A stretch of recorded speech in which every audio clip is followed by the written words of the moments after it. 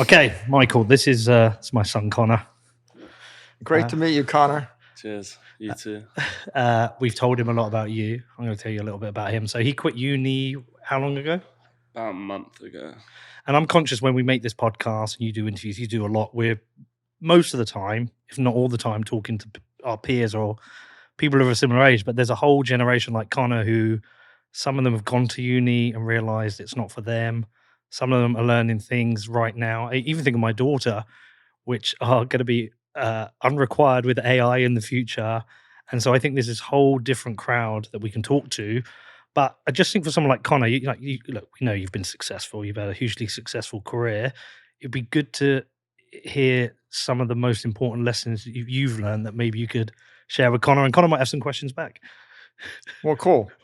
Well, first of all, you're lucky. You get to start life fresh with none of the baggage of the rest of us, and the opportunities in the 21st century are extraordinary. I was at a social gathering a number of years ago, and a multi-billionaire walked up to me and he said, I've got twins, a boy and a girl, and on their 21st birthday, I want to give them a book of advice that I gathered from all of my friends. So if you could, I want you to write down your advice to my 21-year-olds on the occasion of their maturity. And I said, really? I said, yeah. And I'm gonna put it together with everybody else I know. And so I said, okay, I guess I can do that. And I thought that was one of those things where he was going to wait a few months and I would send it by email. But he takes out a little red book. He puts it in my hand with a pen. He says, okay, write them down now. Like it's a big party, it's a cocktail party. Lots of people are going, around. And it's a spectacular villa looking over the Mediterranean. And I didn't really think I would be asked this question, give me advice for two, young adults. But I thought, okay, think. So I sit down and I wrote down 10 things and I handed it back to him. So I'm going to start by giving you those 10 suggestions, and then I'm going to give you some practical suggestions that I would give to anybody that go beyond the theory. Okay, so the theory. 1, focus your energy. You think you can do everything, you can't, and everybody overestimates all the things they can do. The things I regret in my life are all the good ideas I pursued to the detriment of my great idea. You're going to have 27 good ideas, and they're going to be, and Peter interviews people with good ideas all the time, and then you ask the question, well, do we have the energy to make it work? So you got to focus. Connor, every time I do an interview with Michael, it ends with him telling me this again as well. Focus. And you go to my Twitter profile, I got laser eyes. The message of laser eyes is focus. I'm not against 1,000 things. I am not in favor of 100 things. I am simply trying to advocate for one thing. And the one thing is Bitcoin. So focus your energy. Second, guard your time. Everybody's going to actually want to take your time. There's going to be a million things you can do with your time. And when I was growing up, we had like 3 channels and we had like every night programming that was original from 8 to 11. And, there was no porn.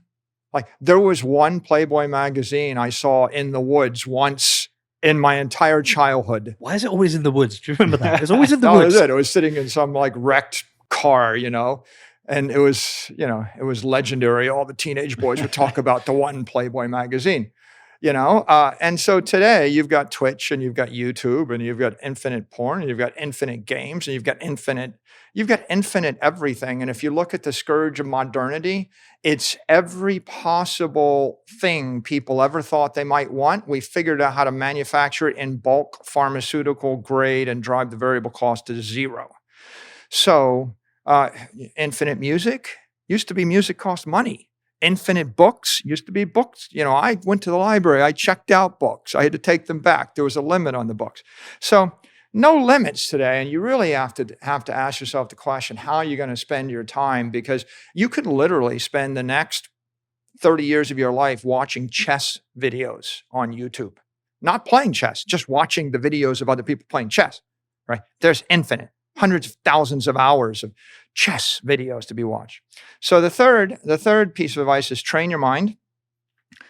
Train it, right? Train it what? Math, learn to speak, learn a language, learn logic, especially logic and language and basic thinking skills. How you do that, right? Doesn't necessarily mean you need to go to university, right? I launched the Saylor Academy, and we've given education to 1.5 million students. We don't charge them a nickel. It's absolutely free. In my opinion, you can probably train your mind better, faster, not in a school today, right? But because the options I had when I was going through school, like when I was in high school, I could learn Spanish or French or Latin, but that's all I could learn. And I could learn 2 years of it, and I could learn at the same rate as everybody else. And I could learn 1 semester of calculus and half a semester of calculus. That's all I can learn. So train your mind, use technology to do it. The fourth, train your body, be healthy. You don't have to do things that are inflammatory and dangerous. I mean, I'm not telling you to go be a boxer or take excessive risk, but I think any kind of healthy training, the pattern you get into your entire life is important. It won't be that important in the first, like right now in your 20s or your 30s, you can get away with really, really bad behavior. There will be a greater price to pay in your 40s. It will get exponentially worse in your 50s. If you engage in really bad behavior and you don't train your body by the time you get to your 60s, sometimes the journey's over. And when you get to your 70s, you'd like to be able to walk around, and being able to walk around or into your 80s or the like is a function of the way you treat your health. So, if your body goes, your mind will go later, and life is just not that fun. Fifth, think for yourself. Everybody's going to tell you what to think. Everybody, every media organization is in the business of telling you what to think. And generally, they all have an agenda. When at some point in your life, you'll read a story and you'll ask the question, what was the agenda of the journalist that wrote the story? And what was the agenda of the media organization that published the journalist? And what was the agenda in the nation where the journalist lives? And if you start to think about all those things, then you'll realize that oftentimes in life, especially if you run a business, like I want to do something. Maybe I want to buy a product. I never bought the product before. And Peter sells a version of the product, and Danny sells a version of the product, and you sell a version of the product, and all three of you are experts. I know nothing. What I do is I try to buy from each of you, and then I triangulate between each of you. And you can tell me lies. You can tell me lies. You can tell me lies. I wouldn't know the difference. But at some point, you will rat out him. He will rat out you. You will rat out him. I will create a mosaic of it, and I will figure out what the truth is by inferring it from a bunch of distorted information. So assume everything's distorted, and it's your job to synthesize and get to your version of the truth. 6, curate your friends. Be careful the company you keep, right? Some people will make you better and they'll lift you up, and other people will drag you down. And plenty of people's lives are ruined by a bad friendship in their teens, right? Your friend wants, I'm not going to go into details. You figure it out. Choose your friends carefully, choose their values. And you have infinite choice. There's 8 billion people on the planet, right? You can find 3 friends that will work well with you. And so figure out the right ones and run from the wrong ones, cherish the right ones. 7th, curate your environment. Like, look where we are right now, right? There's good light in this room. Didn't have to be good light in this room. Peter could have picked one that has awful light, right? Pick the environment that's happy, that's healthy.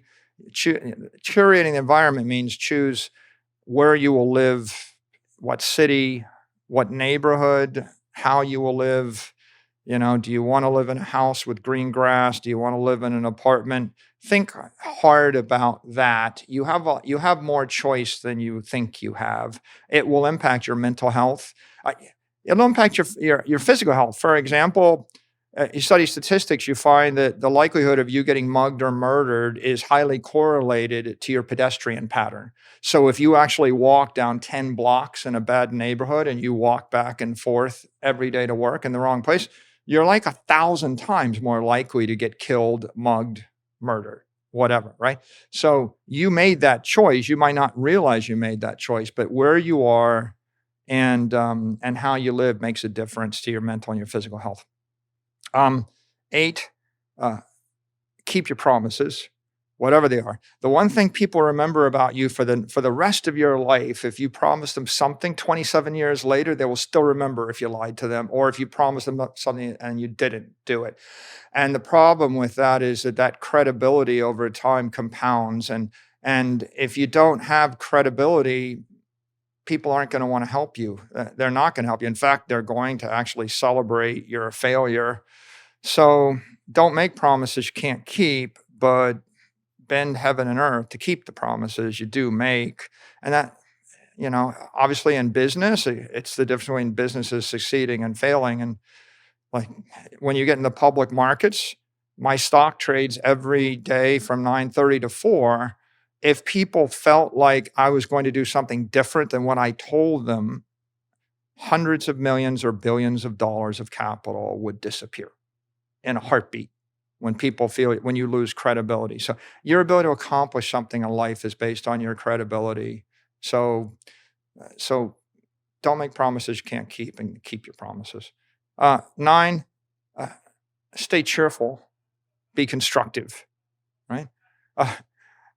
The world's full of 10,000 things that are ugly and awful.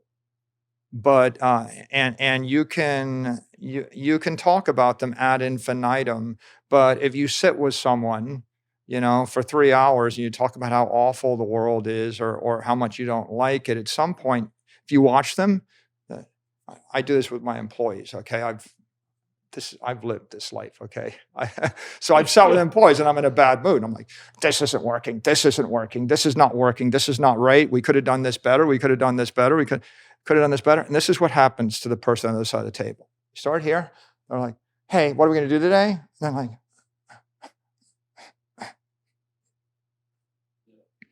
and then pretty soon they're like beat down, exhausted, and then you end with that parade of horribles. You're like, so we can do this, but you've already beat them to death, right? And so they need to enjoy and look forward to their engagement with you. If you want to accomplish something, find a way to do it in a cheerful, constructive way. Cheerful, things that go viral on Twitter more often, they're like constructive, cheerful things. If you're entertaining, or you find, if I post a criticism, then some people see it, but it doesn't go that far. When I post a solution, like here's a free thing, here's a free course, here's a free resource. You can have this for free. This is a tool you can use. If like for example, the other day I saw a really nice video on what is Bitcoin, and it had been posted by a Bitcoin advocate, and it had like 800 views because she didn't have that many followers. I thought, but this is kind of sad. This is sitting and languishing. It was like 3.5 minutes of why Bitcoin is good. So I retweeted it. And, I said, no, there will only be 21 million Bitcoin, or there'll never be more than 21 million Bitcoin or something like that. Went to like 250,000 views. But what happened was all the other people on Twitter said, hey, this is a really good orange pilling video. And they started retweeting it. And you can see on Twitter now how people bookmark things. You can count the bookmarks. And it had the number one set of like thousands of bookmarks. Like people were bookmarking it. Like you could see in their mind, they're like, I should save this because I might need to send this to my father, my mother, my friend. And it's like I post something kind of snarky or critical or pessimistic. No one's bookmarking that. And so cheerful and constructive works better. Also, you want people to look forward to seeing you, whether it's in a working environment, like I enjoy working with you, or if they're a customer, or if they're a supplier, or if they're just a friend. And then, number 10, upgrade the world. There's a lot of ways to do it. figure out how you're going to upgrade the world. Have a way. So that's my theoretical advice for someone entering their adulthood. Practical advice, stuff that I think is useful. I wish I'd studied even more history, like especially serving a lot of history. By the way, history, his story, it's just a story, right? Alexander the Great took Herodotus with him on his campaigns. That's why Alexander is the Great, because he hired a historian to write the book about him, okay? There's 10,000 stories, okay? And if you read all the stories, there's the story from the point of view of 1,000 different Indian tribes, from the point of view of the Mayans, the Aztecs, the Europeans, the French, the Spaniards, the Americans.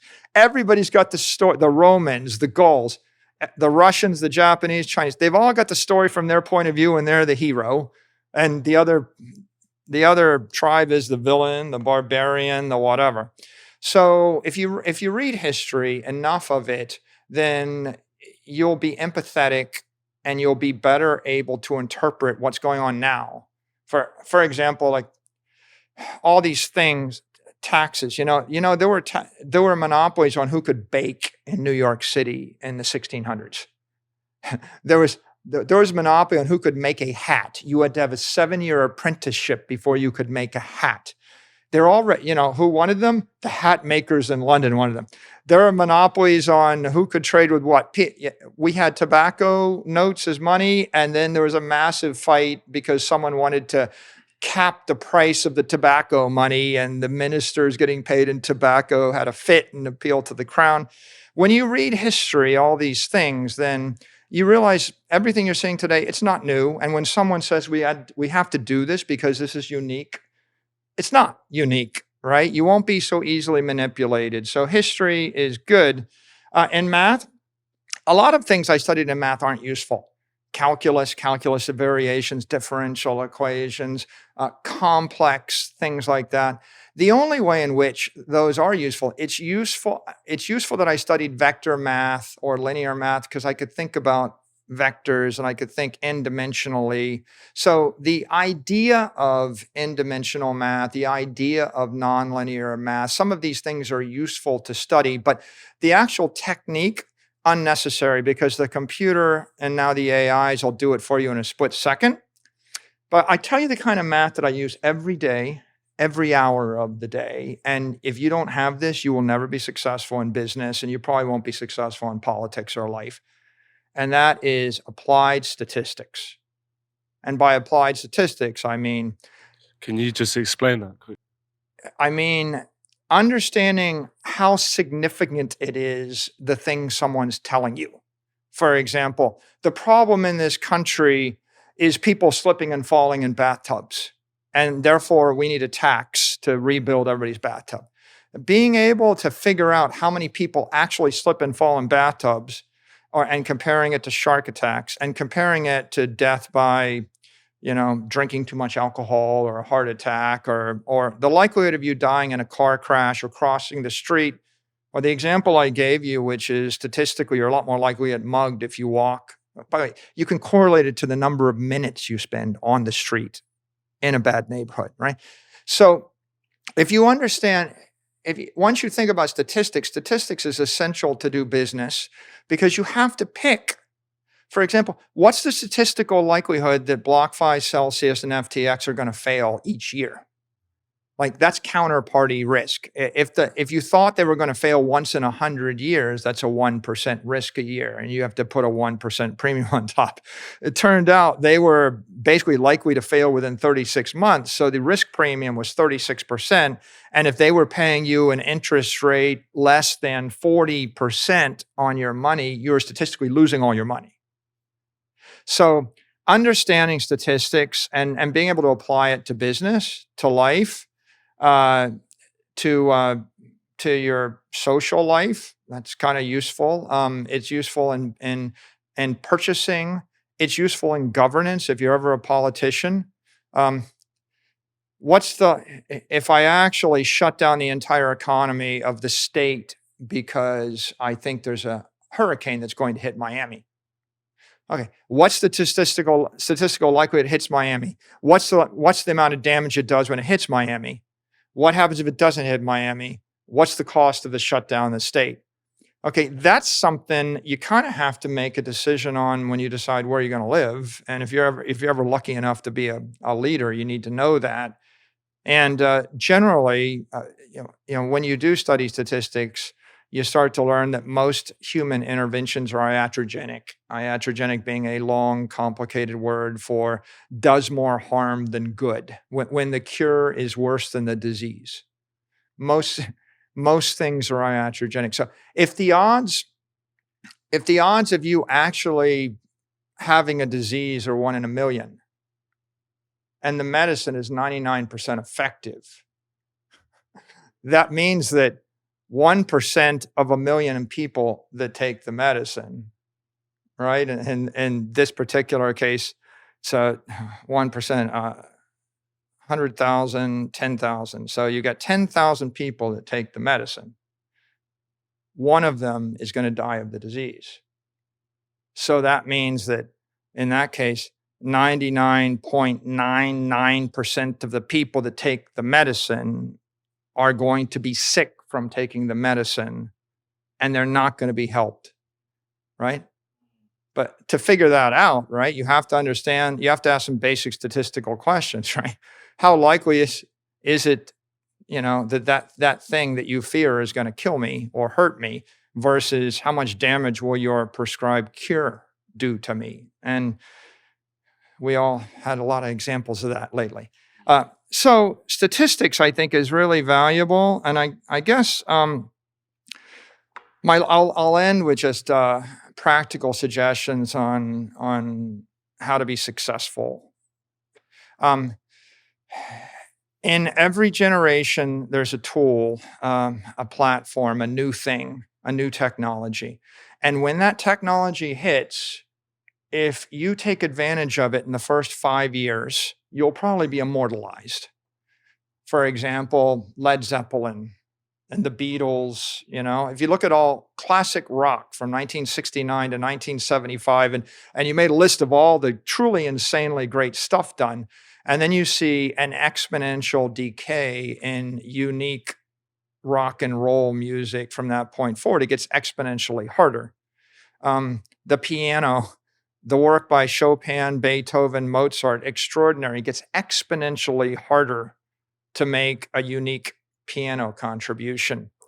If you look at the mainframe, then the mini computer, then the PC, then the internet, you kind of want to, when you're coming of age, you ask the question, what's the new thing? What is the extraordinary thing now? If Michelangelo lived today, he wouldn't do what he did then. Just like if Beethoven lived today, you'd probably be seeing some exquisite, dynamic, metaversal, construct created. So there is human genius in every generation, and you have some talent. But the issue is, what do you harness? Is it Instagram? That's the old thing. Was it Snapchat? Was it, TikTok? Or in the current time period, this explosion of AI, AI, Mid-Journey, and chatbots and the like. I went to school at MIT, and the previous generation, the generation of engineers that put the man on the moon, they designed spaceships with slide rules. I used an HP 15C calculator. A decade later, they had spreadsheets on laptops.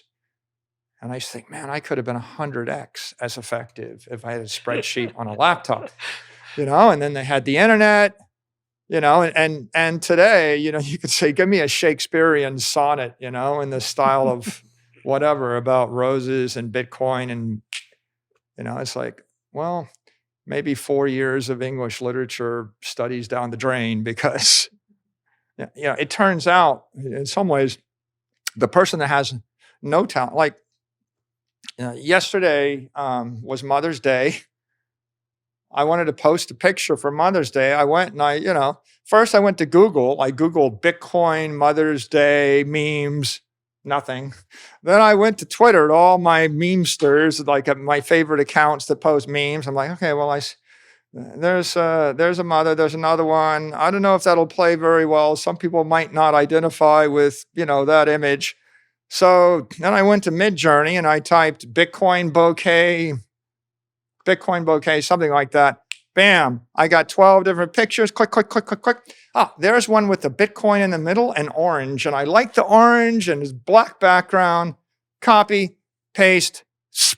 Okay. I just made it myself. And, I would say as an artist, I have no talent at all. And when I was going through school, I would not have been interested in art history or art, because if you take an art class, but you can't paint and you can't draw, right? This experience comes to a grinding halt in a hurry. But if I could roll the clock back and do it again, I would take a really detailed art class, because now what I realize is I can produce anything in any style and any texture, in the style of any of 10,000 artists, right? And then you start discovering light. There's like infinite light. There's infinite, I tripped over anodized titanium and I was typing, give me a Bitcoin in anodized titanium. It's posted on Twitter. It read really well, by the way. I didn't even know there was a style of anodized titanium. But once you have the tool in your hand, you realize that there's an entire language of imagery that professional photographers and professional artists, they know, and it was off limits to the layman until Midjourney or other AI generative tools. But today, you could generate your own music. You might generate your own video. You might generate your own art. You might generate your own songs, your own raps, your own whatever. And the ROI is much higher. Like I had 2 paintings on my yacht. I don't like the paintings, 20 years ago, you have to hire an artist to repaint them. This time around, I said, give me 2 Polynesian girls in the style of Kandinsky. And someone said, well, why don't you try this one? Plugged in another one. I spun up some images. I said, I shipped them off to, to a painting, like a 3D printer that does paintings on canvas. They come back. I'm going to put them on my boat. I do my own art. I can curate my own life. So it's new platforms, new things, and sometimes, the old way was you're in a big organization surrounded by hundreds or thousands of people, and there's a big network, and you can say 1/10 as much or 1/100th as much, and you're 100 times slower. And the new way is maybe it's Peter and Danny, and you're your own network and you do what you want to do, and you're much more agile and you've got more distribution channels, and, you can create totally new forms of content never before possible. So I would say you look at the platforms of the day and ask the question, if I put an hour of work in, what gives me the biggest bang for the buck? And not to be Debbie Downer, but my advice is I wouldn't go back and try to replicate the successes of each previous generation of the people that are admired in the culture. They did the best they could at the time, but they were working in unfamiliar territory when they did it. So don't copy them. You can. It's okay to learn to play the guitar. Fine. I mean, but it's an avocation, right? It's for fun. It's a hobby. Like it's fun to play chess. Sure, play chess is a hobby. But the 2 most successful chess players, Hikaru and Magnus, they figured out that chess.com and they're streaming on Twitch. They're monetizing on chess.com. And the greatest example right now for those people that like chess is Magnus said, I'm not playing for the world championship in classical time format. I'm going to play rapid matches, blitz matches, etc. Well, the classical time format games are all boring. They take 4 hours to 6 hours.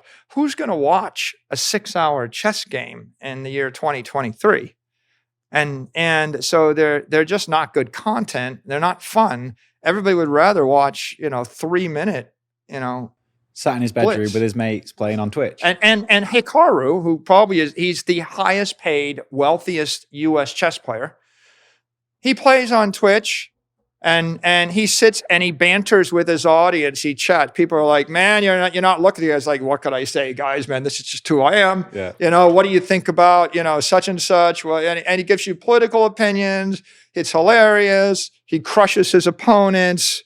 And he's got the chess.com logo on the bottom, and people are giving him tips or something on Twitch. He's like, I can only stream on Twitch, guys. That's just the rules. I don't make the rules, blah, blah, blah. And then later on, he posts on YouTube. And when you ask him what's his profession, he says, I'm not a chess player. I'm a streamer. Yeah. But like he's, It's like what happened with cricket. Guy thinks for himself. Yeah. So there we go. And end of sermon. Good luck. Good luck, man. How was that? You have the one thing, by good. the way, that no one else has, which is you're young. You have your youth, and anybody in their 40s, 60s, and 80s would pay nearly infinite to be sitting where you are right now, to have the tools at your disposal. So have at it.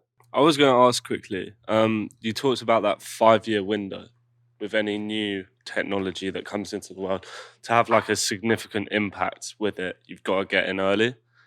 With AI, do you think that 5-year window's ran out now? No, I think the clock started 6 months ago. And I like what you saw was, okay, well, people can go and they can chat on GPT, but what you haven't seen is people unleashing an artificial intelligence agent, right? You see the news this week was Carol AI, some Instagram or some Snapchat personality created an AI girlfriend version of herself that she's actually selling online to thousands of men. So she created an AI girlfriend with a combination of things. Now, and so she's the first woman to launch an AI girlfriend. She won't be the last, right? She charges by the minute, right? It might be that the business model is AI girlfriend $10 a month, not $10 a minute, but we'll see. I think creating full autonomous AIs that do things, right? Can you create a bot that'll drive your car? Can you create a bot that'll do your accounting? Can you create a bot that will be your lawyer? Can you I talk to people in the Saylor Academy. We have courses. We upload them. They're free. I said, well, it seems to me like now you can create like a digital professor that's got 100 PhDs that will interactively tutor anybody for free that knows everything. So, once upon a time, the most powerful man in the world was Philip, king of Macedon. The most promising heir in the world was Alexander, his son, soon to be Alexander the Great. And Alexander's tutor was Aristotle, the most learned, polymath in the world at the time.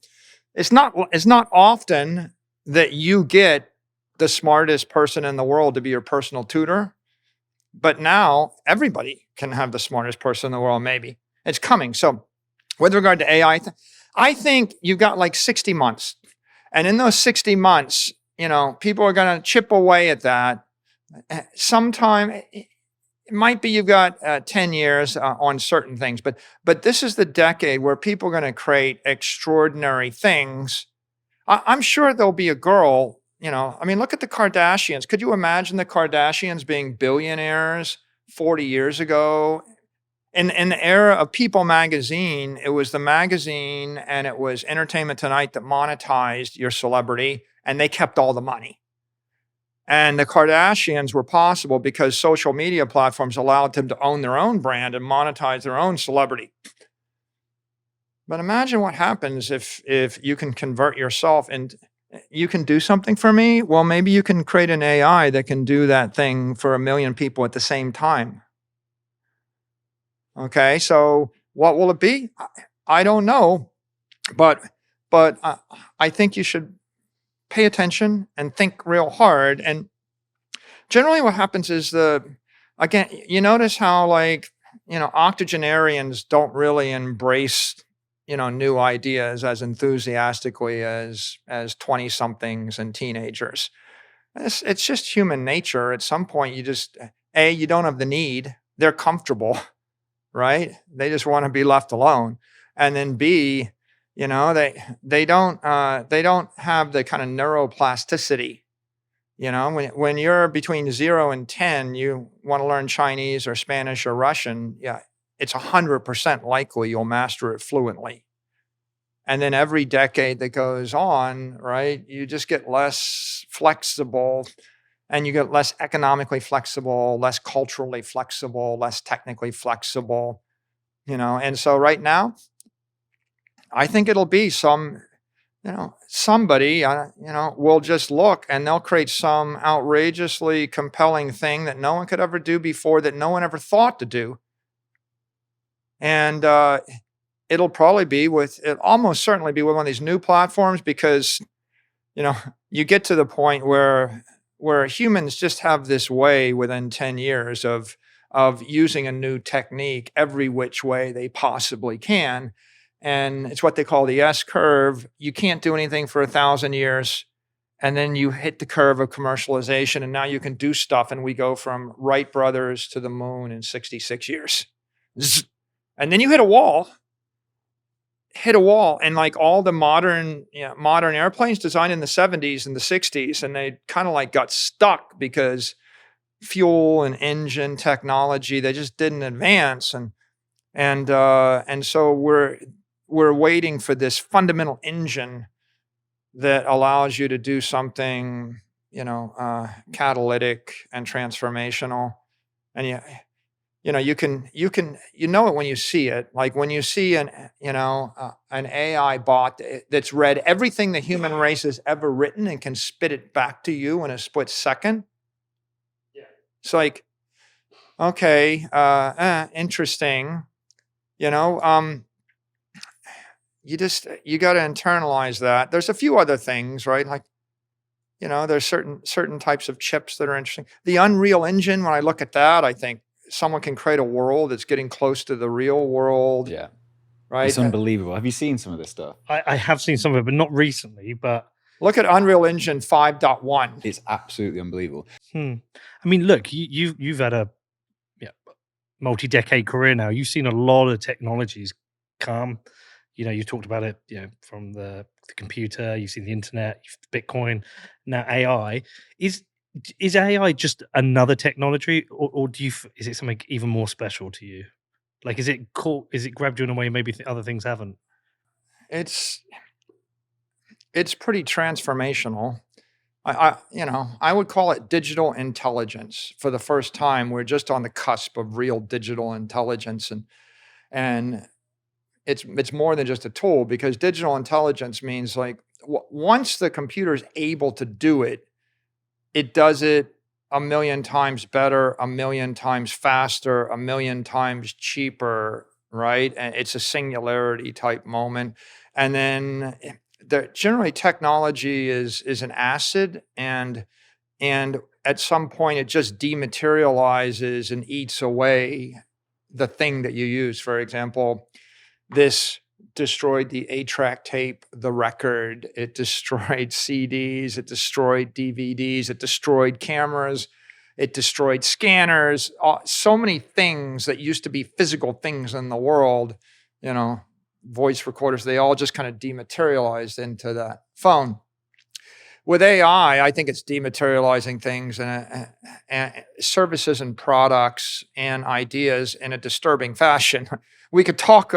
It's a totally different subject, but I think it's a more powerful technology than certain other technologies people get excited about.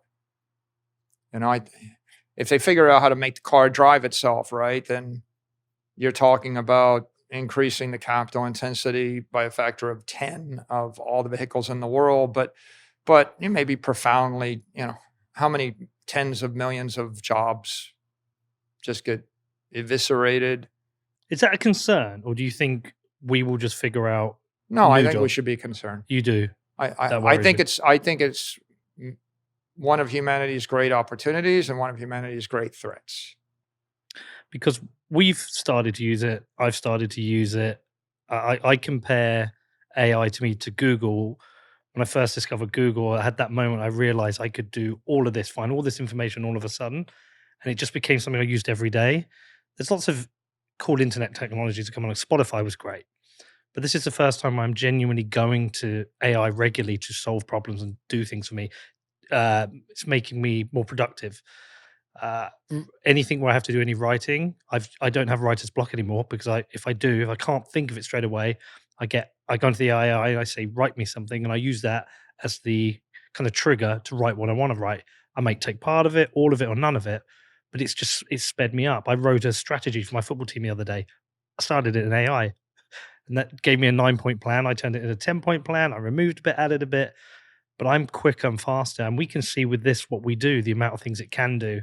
And so then when I try and think about other careers, businesses, industries, I realize there's a lot of jobs under threat. If you're a Roman general and you have a trireme and has 300 rowers in it, then you're generating 30 horsepower. And if you have one of those dinky, like really small, dingy engines, you have a 70 horsepower engine behind your boat in the modern world. And we obliterated the need for for manpower and so many areas. Typical cars got 300-400 horsepower. Think about the average person when they get 300 horsepower. It used to be 100 years ago, the rich person had 2 horsepower or 4 horsepower, carriage. And we went to the point where a poor person has 400 horsepower. And I think AI is like that, where there's a lot of people that weren't able to generate perfect legal documents or prose or perfect business letters or a witty rap, and now anybody can. And in fact, the person that uses the AI will probably look more intelligent than the actual talented person that doesn't. And so in this particular case, there was a world where the strong could dominate the weak, and then we invented the gun, and then the weak with the gun became the strong. And if you were, you could spend your entire life, training in the martial arts, but at the end of the day, when you read the book, what should I do? Well, if you really need to defend yourself, you should get a gun, right? So it's a leveler. It's a leveler. But let's take robots. I see the Lex Friedman interview with the CEO of Boston Dynamics, and they've got the one little robot dog, and they're going to make him a happy robot dog to be your pet, right? And they just talk about that for 4 hours, okay? And then you go on Twitter, you see a video that's maybe 10 seconds long without any narrative, and it's a warehouse with 1,000 of those robot dogs doing push-ups. And then you go and you see one robot dog with the gun on it, shooting the gun. And then you think, it's kind of hard. We're talking about getting robots to be able to cook our food and be nice to us and, be companions and box things and carry boxes through warehouses and do backflips. That's all hard. But let me tell you what isn't hard. Put a bomb on a robot dog, right? Like at the end of the day, if you're asking how will the next war be fought, just give me 10,000 robot dogs and put an explosive device on each of the 10,000 dogs. It's too hard to aim the gun, right? It's certainly too hard to get and now let's say you're a soldier. I don't know. Should you be afraid for your job? Like, who wants 100,000 soldiers in the army with guns? And by the way, would you want to be one of those 100,000 soldiers when 27 robot dogs with explosives come walking one at a time toward you. No. You can I've seen that Black Mirror. Yeah. you can see like there's no future. Like the idea of armies, there's no future to armies. The idea of aircraft with pilots in them, there's no future to that. The Navy, there's no future to a ship with people on it. Yeah, the future is swarms of drones in the air and on land and the sea. And when I say swarms, I mean, like, I'm not going to manufacture one.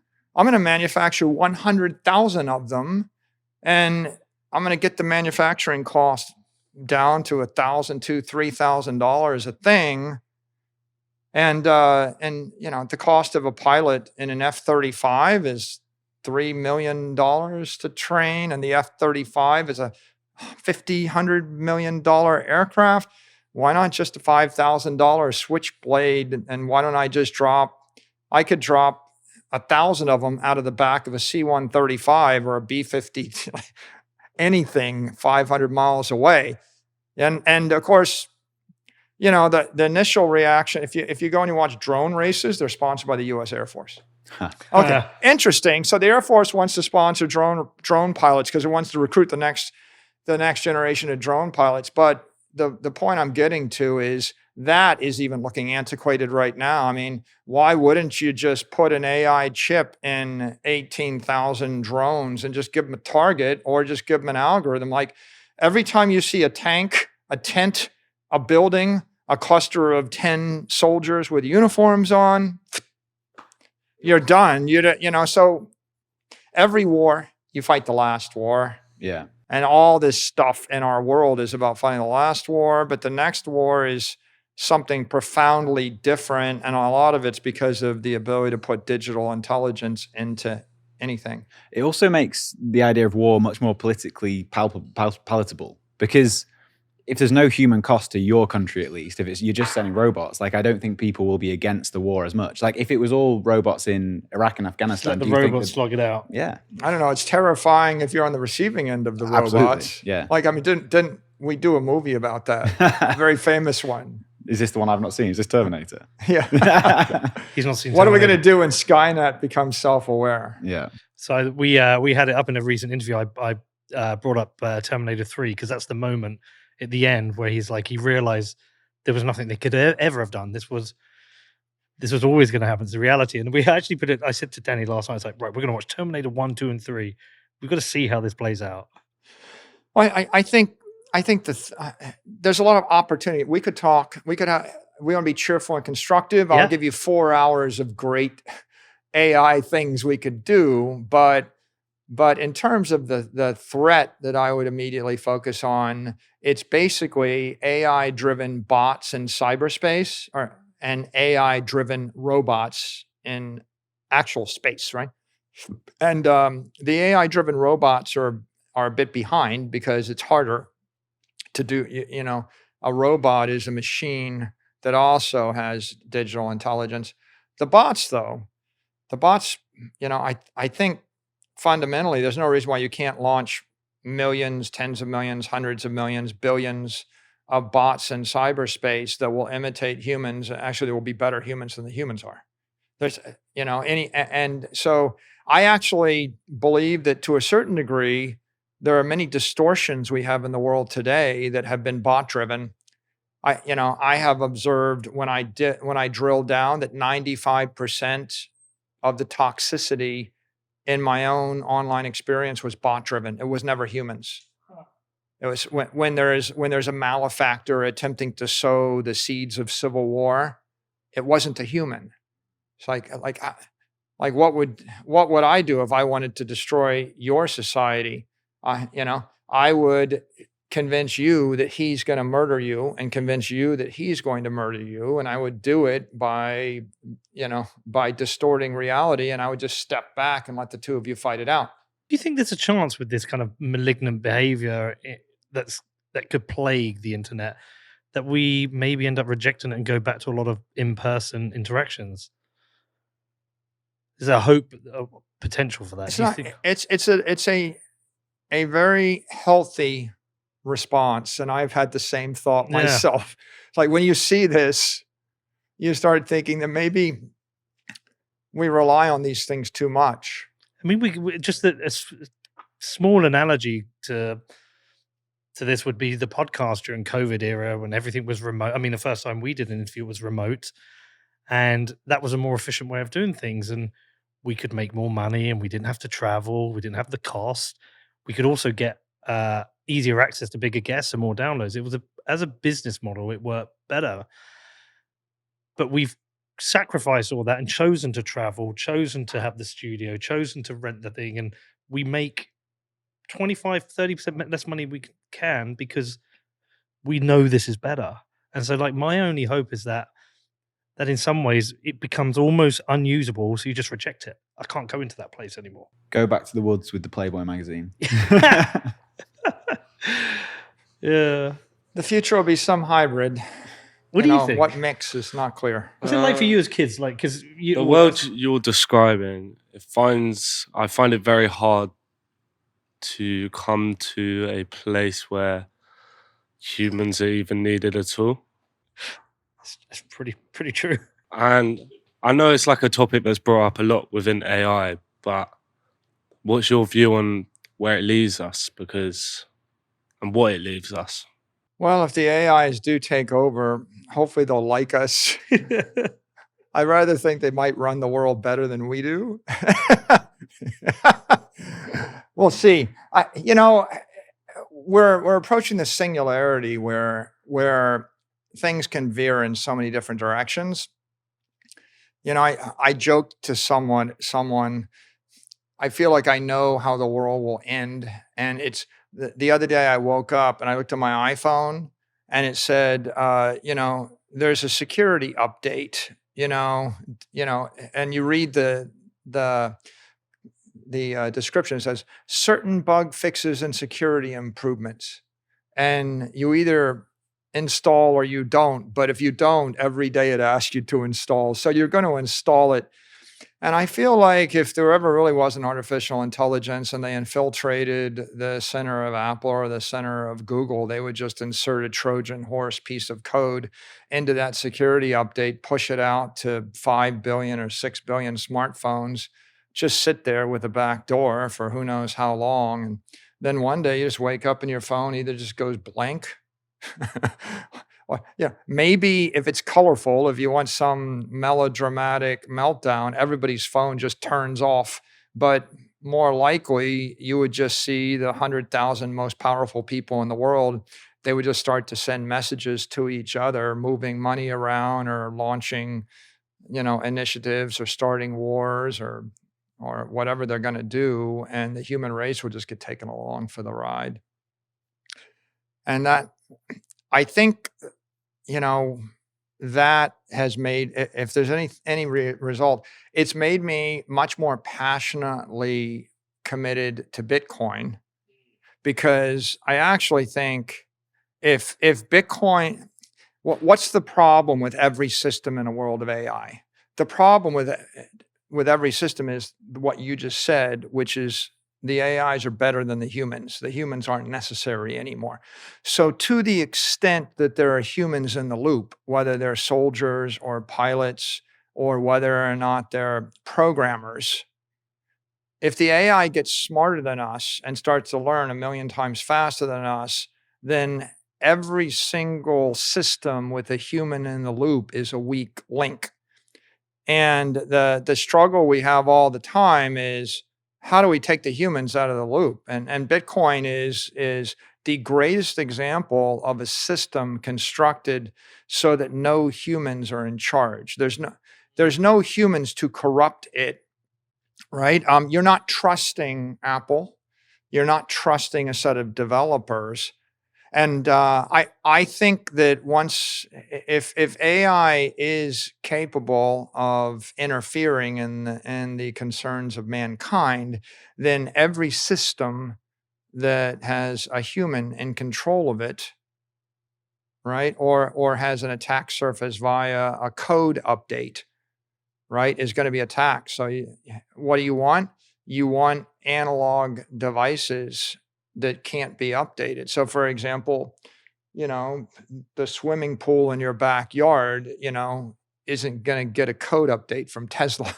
So when the AI takes over, there'll still be water in the swimming pool, and there may still be, potatoes growing, and your horse may still be a horse, and a car with an internal combustion engine without software downloaded, from the central system will probably still keep working, and your gun will keep working. So physical things and Bitcoin, the network will keep working.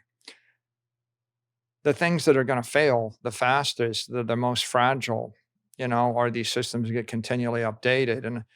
And I it's a reason why I think the concept of ossification is more important than ever.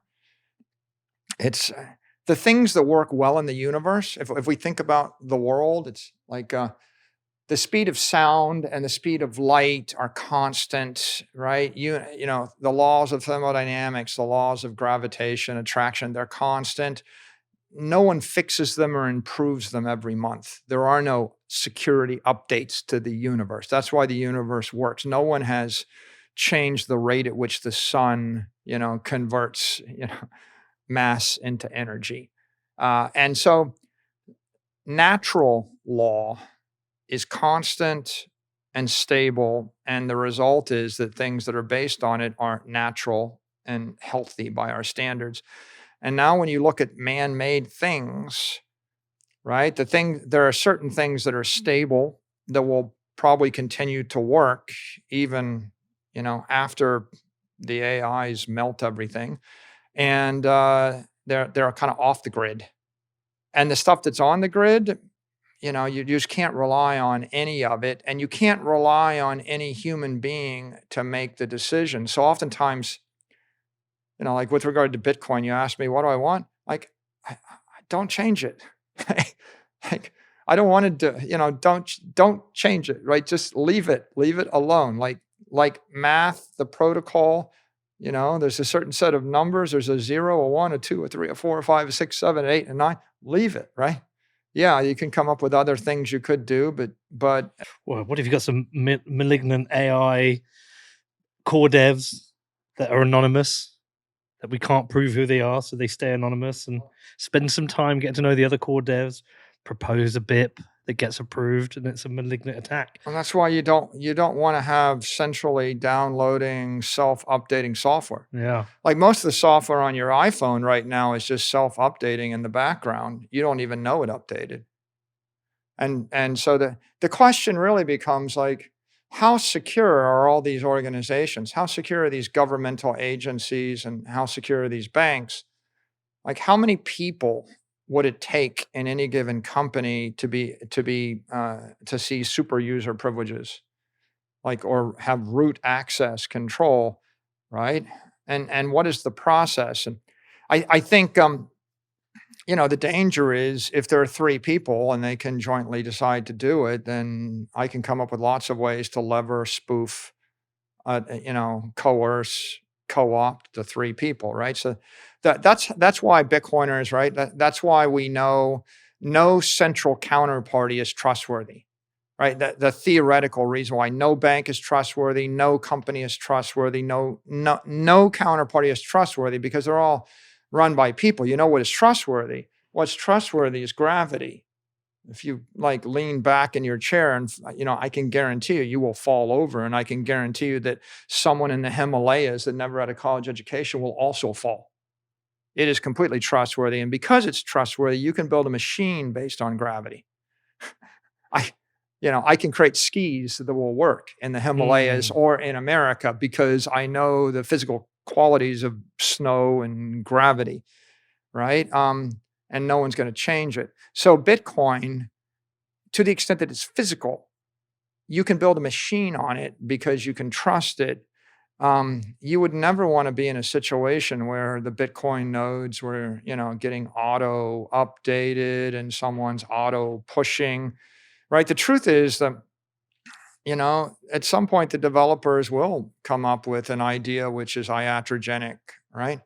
I personally tend to be of the belief that the only real interesting use case for changing Bitcoin core code is when there's an obvious when there's a bug that is crippling and we all understand it and agree it's a bug, or when there's a fatal threat and we build consensus that there's a fatal threat that will burn the network to zero.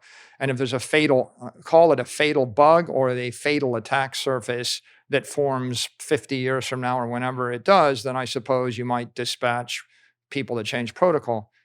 But changing the protocol for functionality or performance or to make it sexier or, bells and whistles and this, all those things are just profoundly dangerous, I think. And the idea in the crypto ecosystem, which this is not strong in Bitcoin. Bitcoin is probably the most conservative, right? Yeah. But the idea you see in the other proof of stake networks, right, where it's just routine, we'll do a hard fork, we got a roadmap. The idea that we have to keep upgrading and keep changing things, that itself is pernicious. And it's going to be more pernicious in the world of AI, because what that says is you've got an application, but you don't have truth or integrity or the base layer. And if you're going to build a machine, you need to build a machine based on natural law that is invariant. And it stands to reason that Bitcoin is the only network in cyberspace that runs without human intervention that's secure. Then probably the only way to create anything else that's secure in cyberspace is to integrate it with Bitcoin. You see, if I want to, there's this phrase, Bitcoin fixes this. Yeah. I'm of the opinion that Bitcoin fixes everything, right? I think Bitcoin is a solution to every city, every state, every country, every corporation, every network, every application, every product. There's a way to embed Bitcoin in it that makes it better. And I think right now, the one thing Bitcoin does is it gives you this immutable, immortal, ledger, right? That's shared. And it gives you a form of integrity and truth and a physical presence. So, you have a good idea, public-private key cryptography. Okay, so you spin up a public key and a private key and you create a Nostr account. That's good, but the problem with that is my AI can create 1 billion Nostr accounts. How long did it take you to create your Nostr account? Took you like 20 minutes, and then it takes you 20 minutes to post every day. My AI created 20 billion Nostr accounts, and it posts 20 billion times as frequently as you. And it's actually more entertaining and more charismatic than you are. And so maybe I'm just going to warp reality, because what you've got is you've got something in cyberspace, but there's no thermodynamic materiality to it or thermodynamic conservativeness to it. So you want to fix it. You have to combine the idea of the public-private key with a transaction on the Bitcoin network. You do one transaction, you showed me you spent $1. Okay, well now your billion Nostr bots cost you $1 billion. And when I find out that you're a Nostr bot and I block you, it costs you $1. So there's a cost and there's a consequence. If I want to make it a bigger consequence, right? I think the most stunning thing, right in front of our face, is the Satoshi phenomena, and it's this. Satoshi's got $30 billion of Bitcoin sitting on that blockchain, and we can see it in the form of 1 million coins. And we know that Satoshi could digitally sign a message and prove that he, she, they exist, and they control that money. And they could do it quickly. And we know that for 14 years, there's been a multi-billion dollar reward to anybody that could hack that. Still there.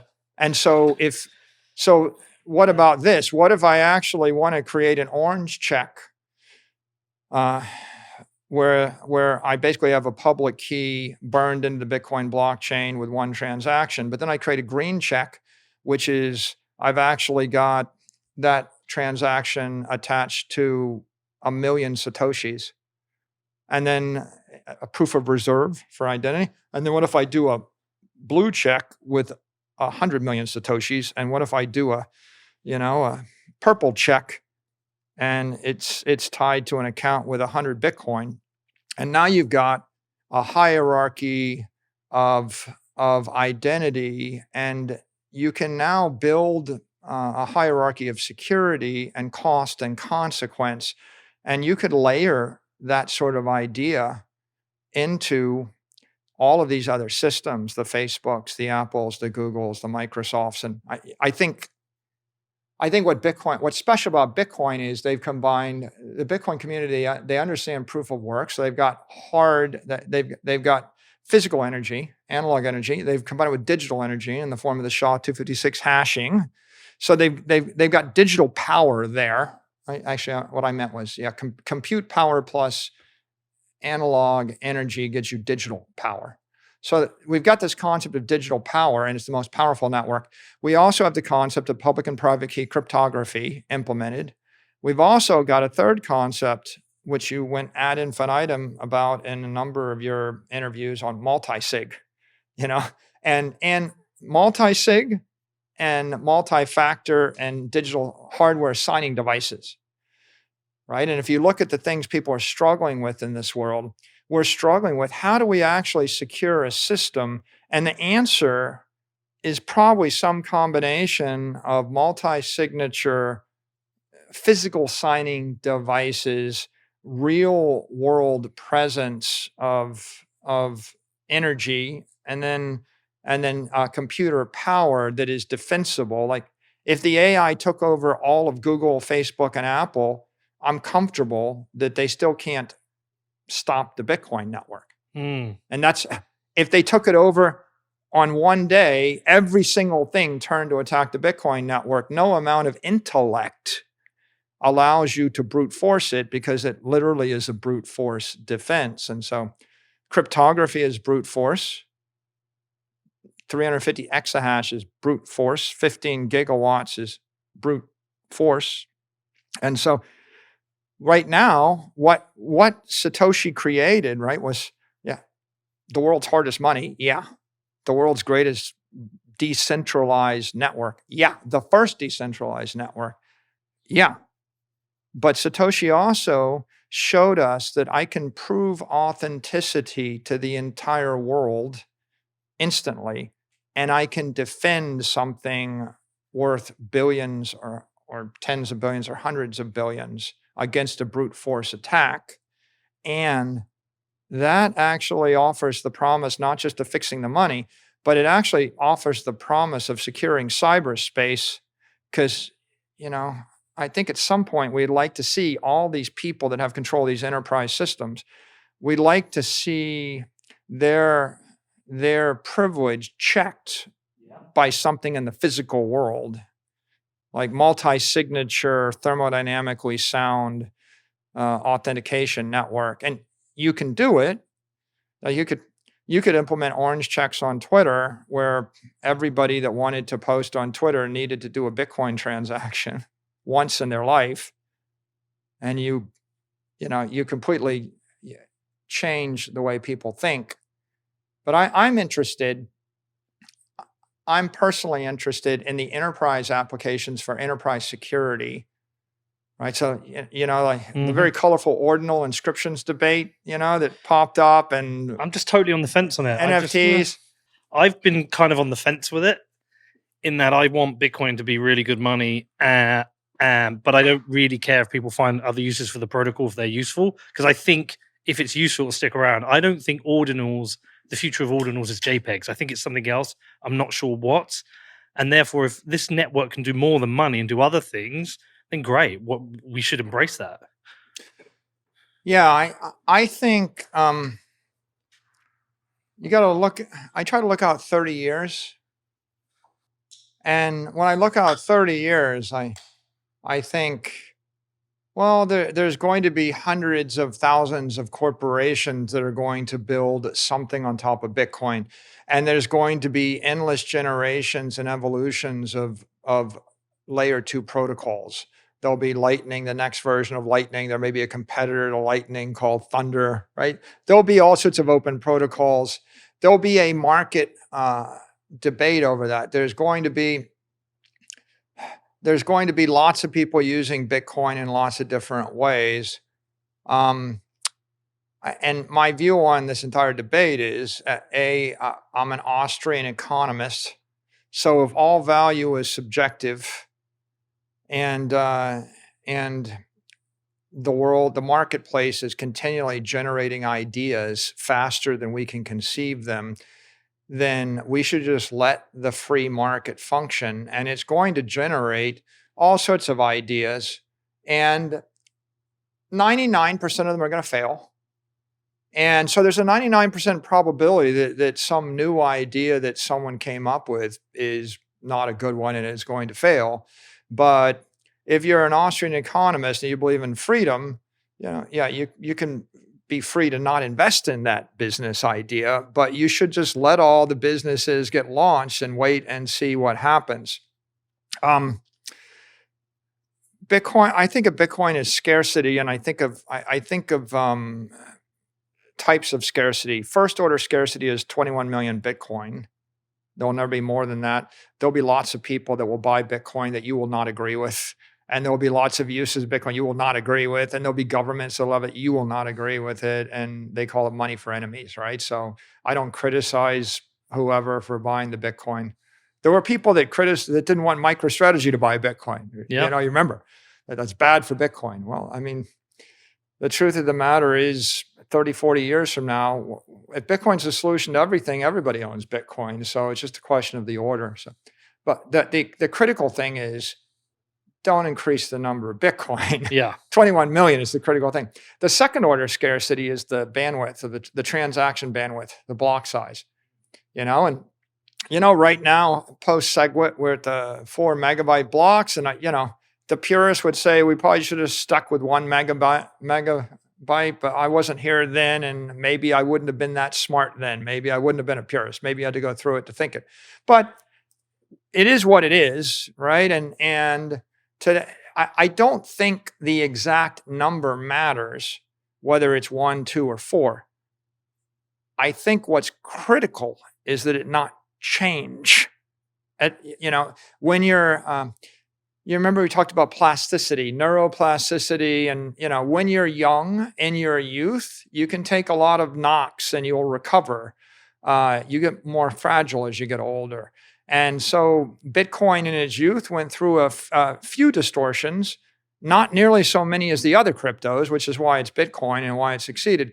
But there's a point when you fill your niche and you can't radically change anymore without killing yourself. And so the commonly understood reason for why you don't want to change the block size is we don't want to centralize the network. We want to keep nodes that you can run. But it's not actually, in my opinion, it's not the best argument, right? I mean, the truth is you could probably make an argument that an 8 megabyte block space will also be decentralized or not. Now we're in this little debate over the cost of storage versus the rate at which the Bitcoin blockchain increments. The better debate is don't change it because it's unethical to change it. Okay. Don't change it because it's evil. It's unethical. That's why you don't do it. Why? Because every time you change the block space, you defraud or you deprive the Bitcoin miners of revenue. So if you actually keep doubling the blocks size, you keep driving transaction fees down. And so you're meddling in the economics of someone that in good faith invested in Bitcoin. If I invested all of my life savings in Bitcoin mining on the assumption that the blocks would remain constant and the Bitcoin would remain constant, and then some developer came up with a really good reason why we ought to, increase the Bitcoin, give some of it to the developers, and then triple the block size so that transaction fees at Binance won't be as expensive, I would be furious, right? But more than furious, right? Yeah, you have stolen their property in the same way that the Nazis stole the Jews' property. You've stolen it in the same way that every authoritarian has stolen property for the past 10,000 years, right? The history of humanity is full of powerful people that change the rules so that they can steal your land, so they can claim it via eminent domain, so they can tax it away. They pass a law making it illegal for you to bake bread. It's illegal for you to ship.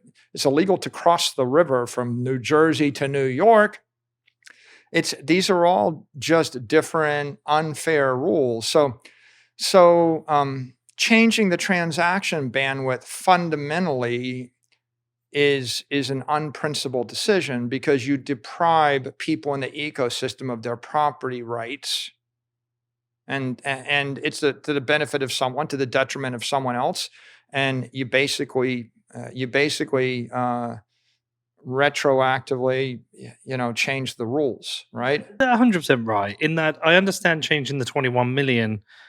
That is essentially theft, in that you are debasing the Bitcoin for everyone else. But for a long time we've been doing this. I've heard many people say, look, there may come a time in the future where we will need to increase the block size, because Bitcoin is so popular, it's become prohibitively costly to use. Doubling the block size is theft too.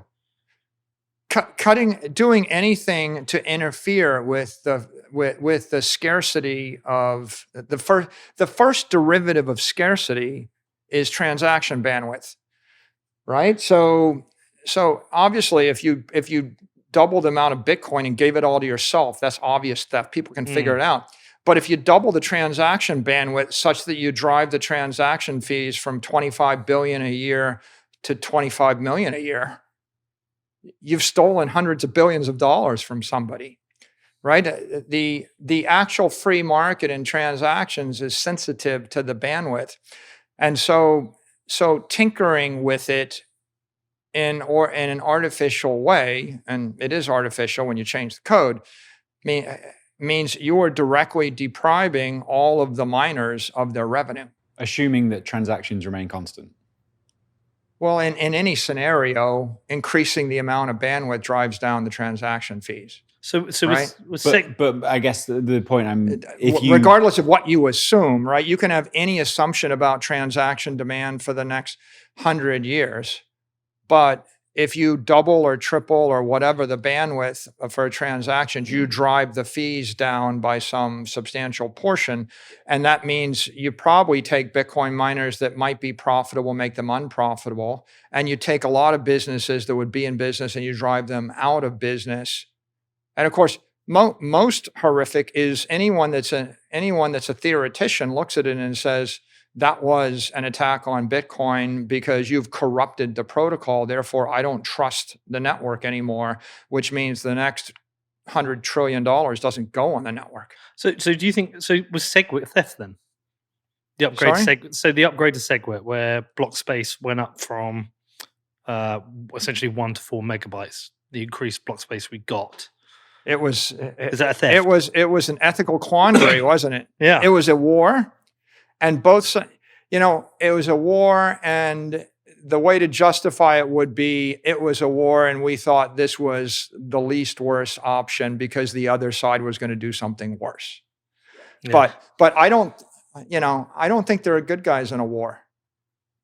Yeah. And like if you look all around the world and study the history of politics, it seems like the winners are just the least worst governments. They're all bad. There's no good. It was like Trump's answer the other day when they tried to corner him and made him choose who he wanted to win the war, and he wouldn't pick. And he said, I just want it to end. But, like the slight change, the truth is SegWit undermined transaction fees, to a certain degree. I mean, it changed the contract with the miners after the fact. And then Taproot changes it again. And these are very risky things because they change all the economics and the economic incentives and the densities. And you could argue they were done either for expedient purposes or for functionality. And it's right. It's true, right? There's a lot more functionality post Taproot, and there's a lot of functionality that you couldn't implement without SegWit, right? Right, and right? The fundamental things we're staring at right now, like Lightning and like inscriptions benefited and maybe were essential. You almost needed SegWit and Taproot to get there, right? Yeah. So that's a very scary history, right? The 14-year history of Bitcoin is very scary, but we've arrived at this place right now where it's pretty clear that there's extraordinary functionality that you can implement. You're staring at it with all these inscriptions, and it's pretty clear that you can do extraordinary things with Lightning. And it seems to me there's no reason why you can't go from 500 billion to 5 trillion to 50 trillion. And I'm not even sure we can't go to 250 trillion based upon the current functionality I see. If the base layer can't do something, then the question is, can the layer 2 do it? And if the layer 2 can't do it, if you wanted to achieve it, you would have to do it with layer 3. And you can make an argument, right? You can make an argument that if SegWit and Taproot had never happened, yeah, you wouldn't be doing this stuff in the layer 2 protocols, but layer 3s, the money might have been harder. And maybe the layer 3s would have come along, and people like Apple and Google would have embraced Bitcoin, or would be embracing Bitcoin, or some other company or bank would embrace Bitcoin, and they would just fill the gap. There's trade-offs everywhere. But having said that, just to be clear, I'm not going to second guess history. Mm-hmm. I would say war is hell. Bitcoin was a very unlikely creation. It was very unlikely to survive. So many other versions didn't survive. When it got to the block size wars, it was a bitter civil war, and there were probably what would be the word? Misunderstood decisions made on both sides, and there were probably there was very poor logic in lots of places, or maybe logic that would be easy to criticize today. But I do think Bitcoin's better. Bitcoin is better for SegWit. It's better for Taproot. They are stable. If they had blown the network up, right, Mm-hmm. then I wouldn't be saying that. We wouldn't be here. But now, once you've achieved a miracle, like you've started a nuclear furnace, or you've started a star, right? You've achieved a miracle. Once you've achieved the miracle, don't look the gift horse in the mouth, right? Don't let the fire go out. And I think you have to shift your view from being aggressive. I think they when there's Bitcoin Cash and there was a lot of other forks, they thought that the main chain might die. I mean, they literally were fighting for the survival of Bitcoin. I don't think we're surviving. We're fighting for the survival of Bitcoin with the next cool idea that comes along in the year 2024. I do think right now, I think it's very important right now that we have a stable network that people can build upon. And I think that stability means it needs to be stable economically. And that means you got to cap the number of Bitcoin, but you got to cap the bandwidth, right? Because otherwise it's not stable economically. Remember, we talked about adiabatic lapse, or a hole in the fuselage. If you don't cap the bandwidth, then there won't be a healthy transaction fee market. And if there isn't a healthy transaction fee market, then you're eventually going to see all your miners go bankrupt and go to zero. And then you open up this Pandora's box of discussing putting in an inflation supply to feed, to support the miners. And that's an awful place to be. So it needs to be economically sound to be successful. It needs to be technically sound. And you're a lot more likely to be technically sound if you stop changing things. Right? I mean, if you live long enough, you find that most software becomes a Rube Goldberg device. There's too much code, and every piece of code's got more bugs, and eventually you're carrying so much technical debt you can't maintain it. And so we don't want it to be one iota more complicated than it needs to be. And then it needs to be ethically sound. Okay, and the root cause of all unethical behavior is someone that thinks that they can work the political process or weaponize the political process in order to distort economics to their benefit. So, for example, who's winning if we censor inscriptions. Well, I mean, Binance would be winning. Binance wouldn't actually have to install Lightning. They wouldn't have to implement Lightning. Coinbase doesn't have to implement Lightning if you just artificially keep all the transactions that are not pure monetary transactions off the network. So the exchanges that don't embrace Lightning are winning. Lightning is losing. Companies that implement good Lightning implementations, good channels with good functionality, they're winning from this inscription brouhaha. They would be losing if people were doing a lot more transactions cheaper on the base layer. Companies that want to launch layer 2, especially layer 3 apps that move Bitcoin at the speed of light on a layer 3, they're losing if people are using the layer 1. And of course, but those are all second order changes. But you guys, everything you do, it affects. There's a positive, there's a negative. Someone's winning, someone's losing. People that don't offer Lightning in general are going to suffer if the transactions go up. But let's talk about miners. Miners are the line of first defense for Bitcoin. And a lot of people don't understand just how profound and important they are. One thing they do is they throw up a 350 exahash wall, and that's they're digital power centers. And you're going to want as much digital power as possible. And you want to stay ahead of Google and Amazon and the worldwide compute power if you're going to stay secure. So we need them to spend billions and billions of dollars a year on that. The second thing that they're doing, in addition to just defending that, they're creating a censorship-resistant messaging network, because if the miners are spread all around the world and they're that powerful, then you can't physically stop the transaction. So that's really important. But the second thing they're doing is the miners are the ones that are going to actually be lobbying the politicians to not outlaw Bitcoin in every country.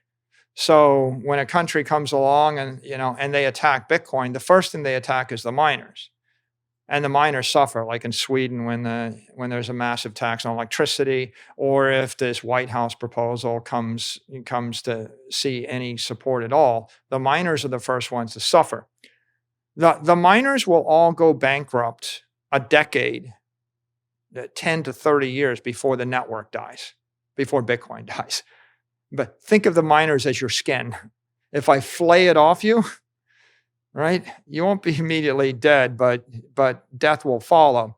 And so you need the miners to be healthy for a bunch of reasons. They're your political defender. They're your physical thermodynamic defender or computational defender. They're also the financial defender of the network. Because if you look at one of the reasons why Bitcoin is more secure and more successful than every other crypto, there's like 20 or more publicly traded companies that are Bitcoin miners. So the miners actually went and they raised billions and billions of dollars of capital. And then they took themselves public, and you see the riots and the marathons and the Hut 8s of the world and the Irises of the world. Those corporate operators are then the ambassadors of the Bitcoin community to Wall Street, to the investment banks. Every one of those companies has general counsels.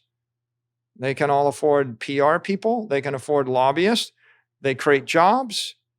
When a crypto promoter or a guerrilla marketer for a crypto proof of stake network, when they actually funnel millions of dollars to a politician, kind of like what Sam Bankman-Fried did when he dumped the hundreds of millions of dollars on the politicians.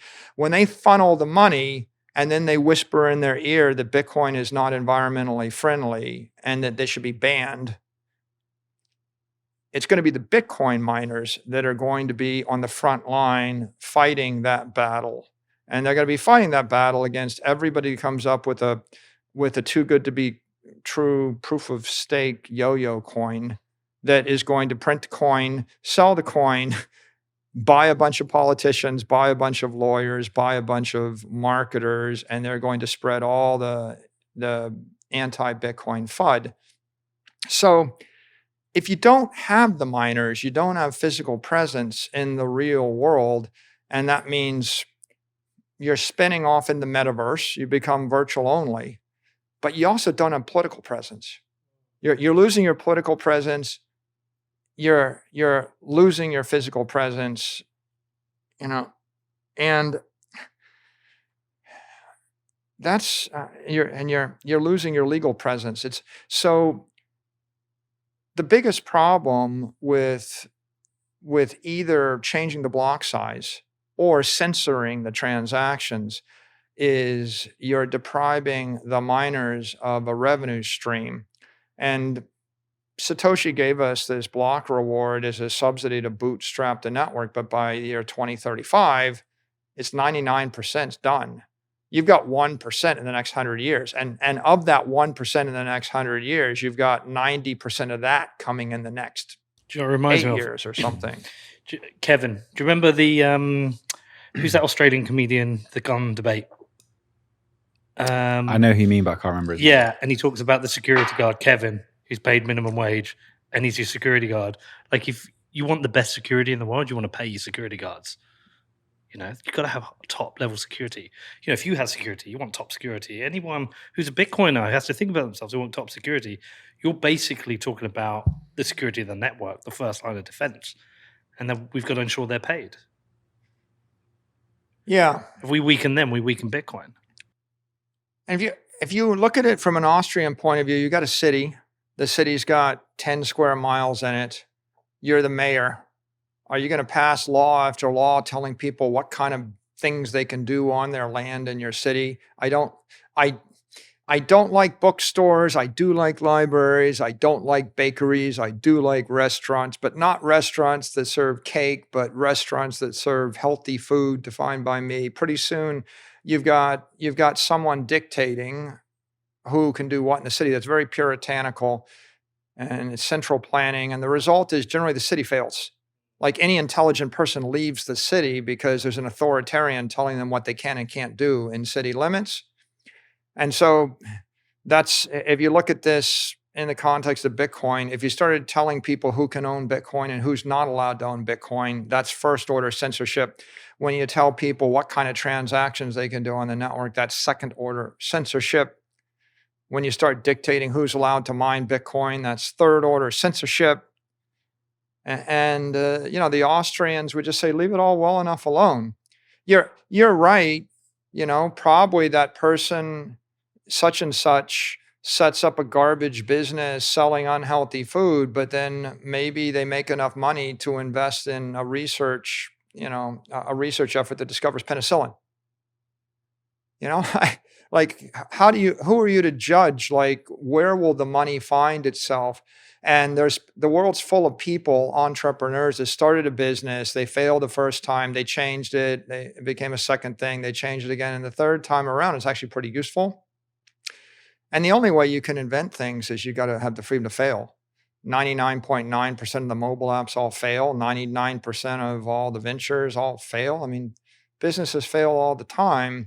That's why, like, when we come to this issue of, ordinals, inscriptions, NFTs, like, I would never endorse any of it, right? Like, I'm not going to endorse an NFT. I'm not going to endorse a system for creating NFTs. I'm not going to even endorse the use case. I'm just not going to censor someone's ability to do it. I'm not going to tell them, I'm not going to deprive them of their freedom, because depriving them of their freedom is an ethical lapse, I believe. It's a problem. But also, maybe someone will come up with something to inscribe that will be profoundly beneficial to the world. And how are we going to find out unless we give people the freedom to do it? Let the market decide. Yeah, let the market decide. I mean, that's just Austrian economics. Stop meddling. If we're all here in Bitcoin because we believed that politicians shouldn't meddle, and so I don't think we should meddle in this. I don't think you can't deprive people the ability to experiment. What you can do is protect the protocol. I think, by the way, the transactions are going to get much more expensive, Peter. Like like this entire debate, it misses who cares whether it's $1 or $10 or $25.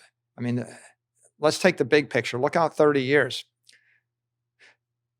If you're looking to save your wealth, if you had $10 million and you had a choice to buy a $10 million painting, pedigreed painting, to buy a $10 million apartment in New York, or to buy $10 million of Bitcoin, what would you buy? Most people would buy Bitcoin, right? Yeah. Okay. Most Bitcoiners would buy Bitcoin. Most people on this podcast. Bitcoin's like Bitcoin as well. I'm just saying Yeah. it's like the people outside haven't figured that out yet. Yeah. So it's $1 million transaction fee to buy the art. And it's $600,000 transaction fee to buy the apartment, not including taxes. So probably the transaction fee for both of those first two trades is $1 million. It could be $2 million for the art. You're talking about a 10% commission. 6% commission is basically the status quo for all residential real estate in the world. And if you can get down to 5 or 4, you're a genius, right? So the question is, will people one day pay $600,000 to buy a Bitcoin worth 10 million? I think yes. Would you? Of course you would. If you believed in Bitcoin and your choice was you pay a $600,000 fee to buy a piece of residential real estate that's got a 2% annual property tax on it, and it's in a high rise and someone's going to put another one up next to it, or you could buy the Bitcoin, you would say, okay, well, I guess I'll just buy the Bitcoin. The transaction fee, whether it's $1, $10, $100, $1,000, $10,000, $100,000, or $1 million, that's just a matter of time. And so I think if you look at all ways that people store value, all the networks have transaction fees. The transaction fees are quite high. The transaction fees to own $10 million of an ETF would be $900,000 over 10 years. Almost, 90 basis points for a year for 10 years, that's where you get to. Mm-hmm. So high transaction fees are on a final settlement are actually much higher in everything else in the world. They've just been obscenely low on the Bitcoin network. And for someone that wants to move $25, then yeah, you care whether it's $1 or $25. But the truth is, even $1 is too much to move $25. You should be using something like the Lightning Network, or you should be using Cash App and going cash tag to cash tag, or you should find some more efficient way to do it. We want the transaction fees to go up because we want this to ensure the security of the network. But it's fair and ethical, because the truth is, no one's got a gun to their head, and they're not forced to use Bitcoin to do consumer transactions, right? Everyone that complains about it could have downloaded a Lightning wallet anytime they want. Right? You have the freedom to download any of 20 Lightning wallets, and you can, anytime you want, when the Bitcoin network is slow, you can move some money into the wallet, decide to, move your money from your savings account to your checking account. And then once it's in the Lightning wallet, you move it around, in essence, friction-free, cheap. And so all this does is just catalyzes new applications on layer 2 and layer 3.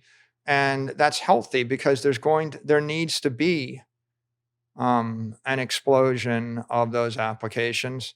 And we need to have these Bitcoin miners are like a network of fortresses. You need a network of Bitcoin miners everywhere in the world, because the miner in Kazakhstan is fighting for Bitcoin in Kazakhstan. Yeah. And the miner in China is fighting for Bitcoin in China. And the miner in Europe is fighting for Bitcoin in Europe, or Sweden, or Iceland, or Ireland, right? And I could go on ad infinitum. When Ethereum went to the merge, they unilaterally disarmed, de-energized, but it's kind of like scuttling your entire Navy, right? Or basically throwing away your Air Force. Okay, and it got cheaper, right? They're like, oh yeah, it's so much cheaper now. We got rid of our Army, our Navy, and our Air Force. It's so much cheaper. And so what are you going to do with the DoD budget? Well, we're just going to give it to ourselves. It's kind of what they did. It's like, we're just going to give it to ourselves, and we're going to eliminate the defense and the security system of the network. And the problem is twofold, right? The first problem is an ethical problem. You basically stole the property. You stole somewhere in the range of $10 billion to $40 billion worth of property from ETH miners, right? Whatever the numbers, a lot. They just stole it, right? And they just gave it to themselves. And so there's an ethical problem there. And then there's a systemic problem, which is there's never going to be an ETH miner that goes public. And if you knew enough about securities law, you would know that ETH validators are securities and they're unregistered securities. And that's the entire debate that the SEC has right now on staking and the like. If you create your own staker, you've created a financial services company that's hyper complicated, and there's no real precedent for it. So I don't think it was wise for a number of reasons. I think we're lucky right now. I would summarize, we're lucky. We're through SegWit. We're through Taproot, right? It was a war. Bad things were done by everybody in the war. Some stuff you do, you regret. Now we're here. Yeah. The issue is, do you have to do it again? Right? Have we grown up? And I think the Bitcoin at this point has grown up. And now you just let these people launch all these things, right? You know, if it wasn't for inscriptions, I wouldn't have told my own executive team, I want you to focus on developing enterprise security applications that leverage the Bitcoin blockchain base layer.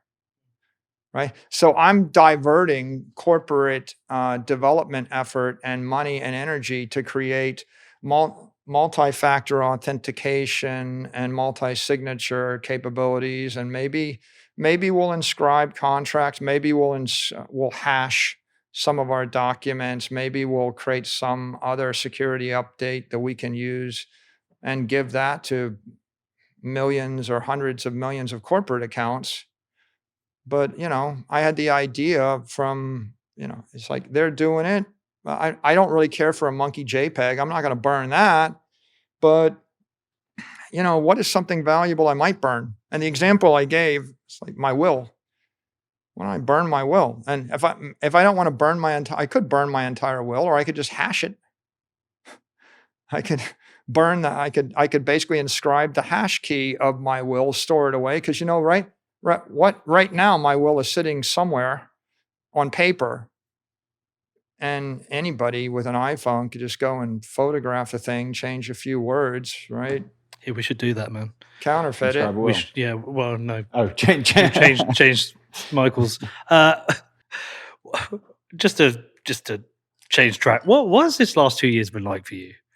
Or even a different question to add into that is that people say Bitcoin changes them. Like, has it changed? Do you think you've changed during this 2 years? Has it had a profound impact? I mean, look, there's been lots of ups and downs. Yeah. I mean, like, big ups and downs for you. I think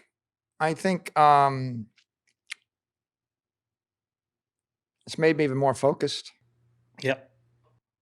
Like stress, like volatility, you know, impacts different people differently. You know, some people that were part of the Bitcoin community, you know, when it was going really well, you know, when we entered that bear market, they kind of distanced themselves. Yeah.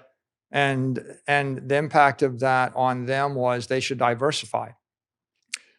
Right. So some people's lesson they take away from it is I got to diversify or distance myself. The lesson I took away from this is not going to be easy. We're going to have to redouble our efforts and focus even harder. You thought you could do this and maybe do one more thing or two more things, and you realize, no, you just need to keep focused, keep laser like on this thing. This is going to be an intense struggle. What's the biggest part of the struggle? Is it the eyeballs on you, or the criticism, or is it just managing the up and downs of the value? I think probably the most challenging thing for me in my current condition or position is just managing the mood of the rest of the market, like all Yeah. the media, the investors, right? Like it's if you've invested enough time, like you have, and you have in Bitcoin, then the price fluctuations, or or the routine FUD doesn't really affect your worldview, right? Yeah. But if you haven't spent that much time and Bitcoin trades down $5,000 and someone contemporaneously releases some FUD, oh, the US government's going to sell some Bitcoin, I would think, well, it doesn't matter one way or the other if it's true or not true, and it's irrelevant. But the volatility creates a news event. And when the price is going up, people have to come up with a narrative explanation for why it's going up. And so that's good. There'll be just 100 really good stories when the price is going up. And when the price is going down, there will be 100 bad stories or negative stories that have to be invented. You have to come up with, there's something deep in human consciousness that drives people to want to explain everything. Has to be a reason for it. Has to be a reason. So there'll be all this negativity, and then someone's going to say, okay, I heard about this. Is this good for Bitcoin? What happens next? Are we okay? So I just have to communicate a lot. If Bitcoin was just plus 20% a year, or actually Bitcoin has been, here's the irony, Peter, right? Since we actually got in to the Bitcoin investment, Bitcoin is the best performing asset in the world by far. It's up 140% or more. It's more than 10x NASDAQ. It's more than 6x or something S&P. It's 100x gold. It's destroying everything.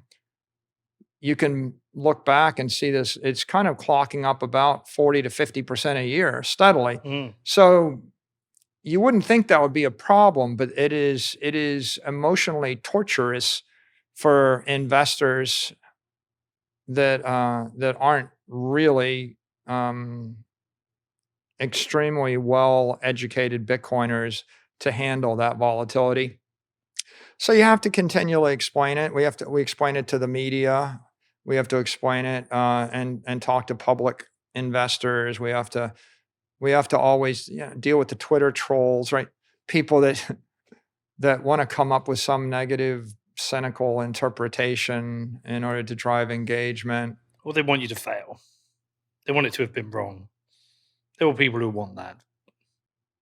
Yeah, it seems we have that. Yeah. We have that. But the thing is, another cycle, you can be very right, and it's a whole different ballgame for you then. But I think even yourself, when Bitcoin started to hit about 15,000, 16,000, it must have been like, fuck, we were here, now we're here.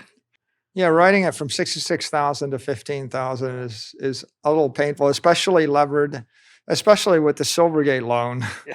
I mean, look, we're on the same ride here. There's just a lot more zeros on that, but But I'm really curious about that Silvergate loan, because can you explain how that deal was structured when it took place and how you actually ended up sort of closing it? Because I don't understand how that worked with them having to basically close down the bank.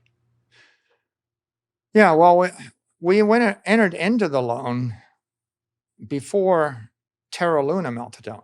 Mm-hmm. So if you recall what the state of Bitcoin was in the crypto economy before Terra Luna, before Three Arrows, before every single bankruptcy, life was good. I mean, generally, it was an optimistic we were halfway to the bench. moon. Yeah, and everybody was in massive investment mode, and I guess crypto VC was all-time high, and Signature and Silvergate had massive expansion plans, et cetera. And I had like 10 companies offering me loans against Bitcoin, and we had, quite a lot. I don't know. I guess we had something like $4 billion of uncollateralized, of just free collateral. So $4 billion of assets. So at that point, we were borrowing $200 million with $4 billion. So it's like a loan to value 5%. Yeah. So it seemed fairly reasonable at that time. I think Bitcoin was in the mid 40s or in that range, 45, 50. Yeah. And then what just happened was a succession of meltdowns, right? Mm-hmm. And they started with Terra Luna, and then it was like massive deleveraging, and it turned out that everybody was basically cross trading with everybody, right? I mean, Alameda and Three Arrows and Genesis and FTX, and the entire thing just started to collapse. But it didn't come all at once, right? It came in about 5 successive plateaus. So 5 brutal beatdowns. Yeah. 1, 2, 3, 4, 5. And when we got to New Year's Eve of this year, right? That's, fees on the base chain were sometimes 1, 2 VSAT. Yeah. They were like, there were blocks with $300 transaction fees in the entire block, right? And I think Bitcoin was like 16,500 around New Year's Eve. So at that point, all of the wildcat crypto banks had all been wiped out, right? But they were just all playing fast and loose, right? Taking hundreds of millions of dollars of your depositors' money and then loaning it to another hedge fund that would then put it into Anchor Protocol with UST or something, and like there were like 7 layers of risk rehypothecation there, and so they got wiped out. But Signature and Silvergate were still around, and we didn't really have the banking crisis outside the crypto ecosystem, but. So, and by the way, that entire thing, right, that was catalyzed by the Fed, right? The Fed took interest rates from 0 basis points to 500 basis points in 12 months. So that's the steepest incline in the risk-free overnight rate that we've seen in our lifetimes. So they kind of crushed a bunch of stuff. And the crypto ecosystem smashed first. With Silvergate, what happened really was, just like with all the other fractional reserve banks, they're sitting on long-dated treasuries or long-dated or mid-dated fixed income instruments. And anything that you bought, any bond, fixed income bond you bought with a duration of 7 to 30 years when short-term rates were 0, all of those things are yielding 1.5 to 2.5, 3% interest. So they looked better than nothing, but when overnight rates are 500 basis points risk-free and you're stuck with credit risk and you're stuck with interest rate risk for 10, 15 years, they all trade down. I think the entire bond portfolio, the bond index, BOND, traded down 18% from August of 2020 to like last week.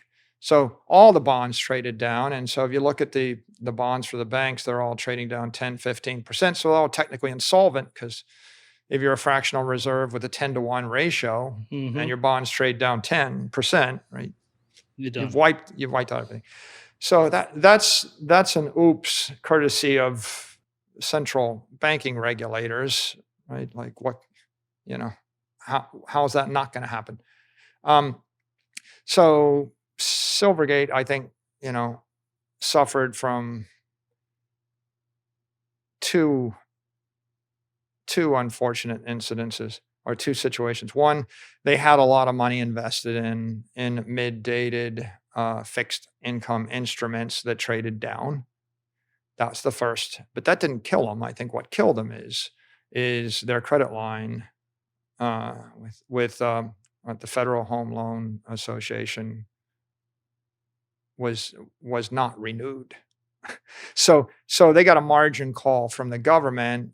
And I think, the crypto-friendly banks have not been treated as generously as other diversified plain vanilla banks, right? So we saw with Signature a similar situation. So having said all that, I think Silvergate was really well-run bank, is a well-run bank. And the fact that they didn't actually default, they didn't go insolvent, they weren't put in receivership, and they didn't lose their depositors' money, right? And so every all these other banks, they all actually had to be bailed out. Silvergate didn't get a bailout. The problem with Silvergate is they just didn't have the capital, so they had to wind down the business. I like Alan as well. I think Alan's a great guy. Alan's stand-up. Yeah. He's done an extraordinary job. Yeah. Like he's actually, I think if you're looking for a role model, like for how to be a banker, he is a role model. Have you met him? Ironically. Yeah, he's great. I really like that. I've been down to there in San Diego a couple of times. Just top guy. Yeah, so I feel badly about that. But they needed to basically sell off all their assets, and they needed to do it in a hurry. So we had a 3-year loan. So our loan was not due until I guess March of 2025. So we would prefer not to pay it off. Obviously, we would like to keep it because I expect that Bitcoin will be trading at double or triple by then. So from our point of view, paying it off early wasn't ideal. Like that's why it was a 3-year loan. But the business decision, I mean, Silvergate was selling their assets at a discount, like basically liquidating them before they're due and taking a haircut to do it. So in this case, the business decision was, do we hold out? And that might very well contribute to Silvergate being in receivership and not being able to wind down their business. So that's not really good for them, right? We could be recalcitrant, but then who's going to take over the bank? And then what's that situation going to be? Or do we try to pay it off early?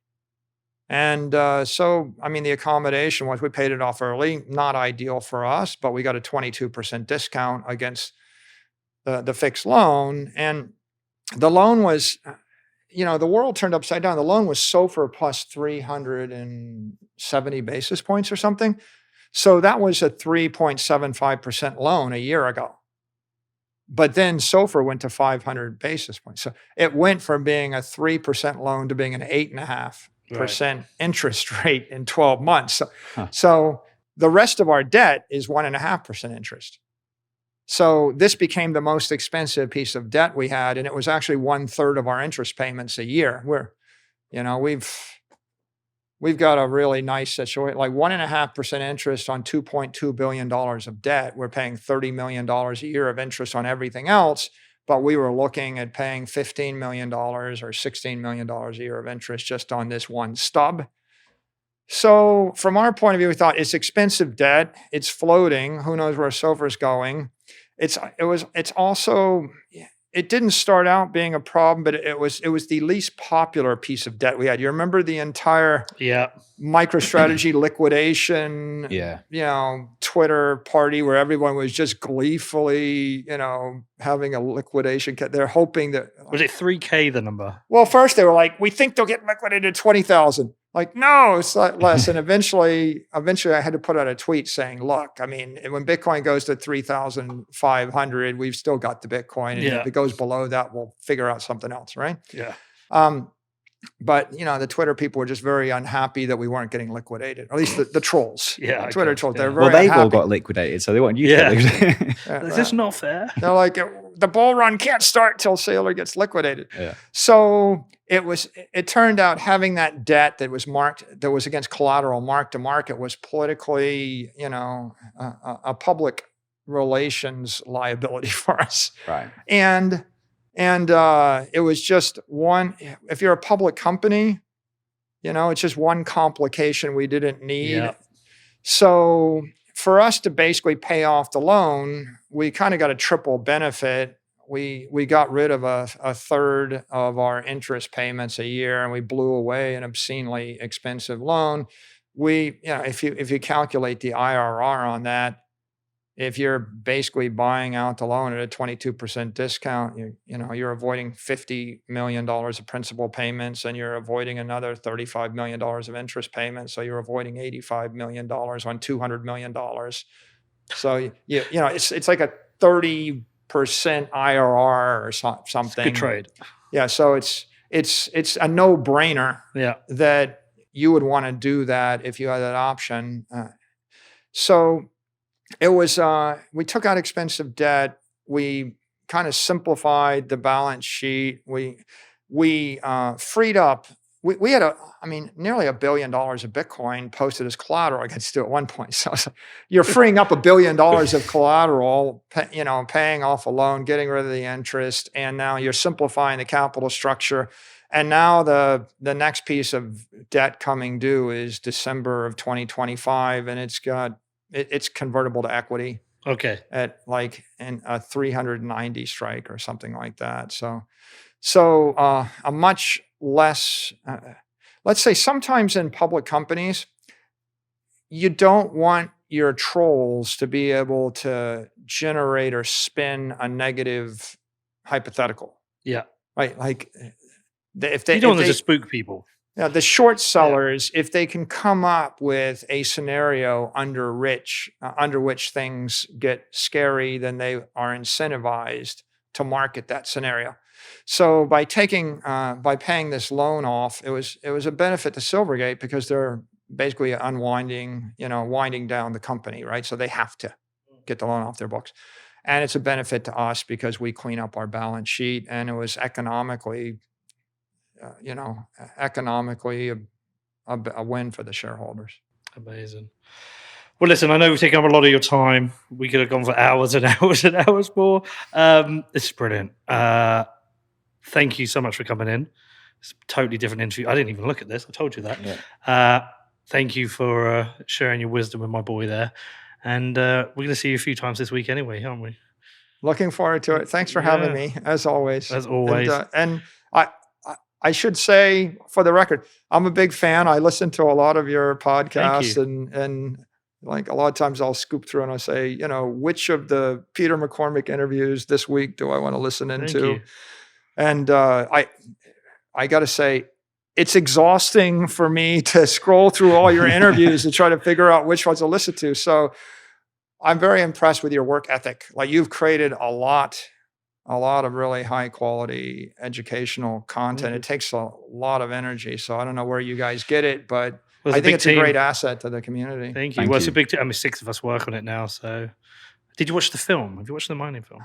That's worth a watch. It's on my tray of things. I'm working through that right now. And do you know what these are behind me? Tell me. I bought a football team. Oh, yeah. Yeah. They're our trophies this season. We won the double. I think maybe I'd heard that. Yeah. Listen, thank you so much. We'll be pestering you again in a few months to talk to you again, but thank you, and just keep doing your thing. Really, really love this. Yeah.